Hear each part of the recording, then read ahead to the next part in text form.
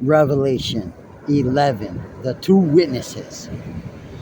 Then I was given a measuring rod like a staff, and I was told, rise and measure the temple of God, and the altar, and those who worship there.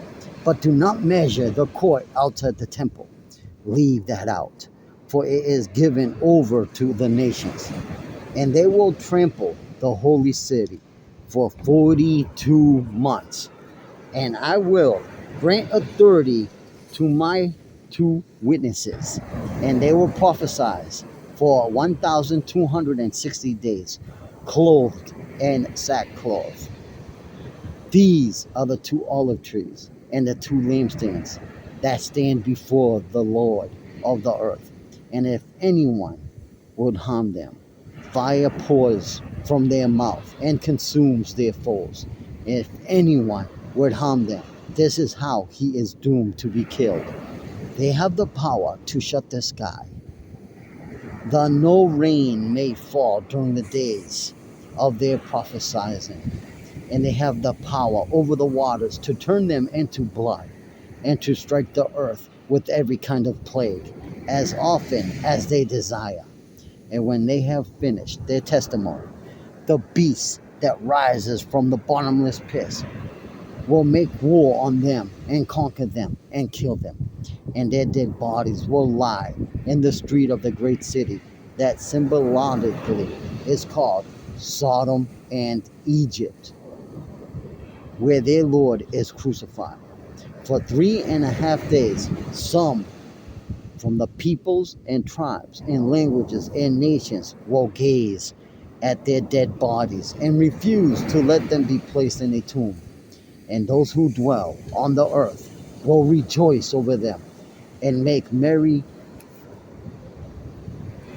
and exchange presents, because those two prophets have been a torment to those who dwell on the earth. But after the 3.5 days, a breath of life from God entered them, and they stood up on their feet. And the great fear fell on those who saw them. Then they heard a loud voice from heaven saying to them, come up here. And they went up to heaven in a cloud, and their enemies watched them. And at the hour there was a great earthquake, and a tenth of the city fell. 7,000 people were killed in the earthquake, and the rest were terrified in the grave glory to the God of heaven. The second woe has passed. Behold, the third woe is soon to come.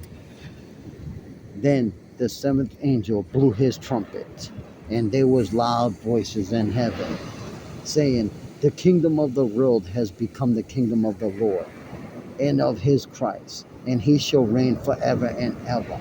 And the 24 elders who sit on their thrones before God fell on their faces and worshipped God, saying, we give thanks to you, Lord God Almighty, who is and who was, for you have taken your great power and begin to reign.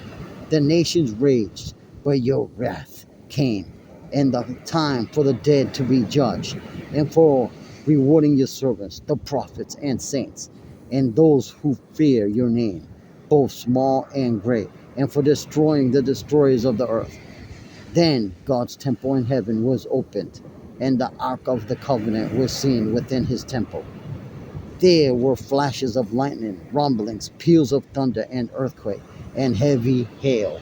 Revelation 11,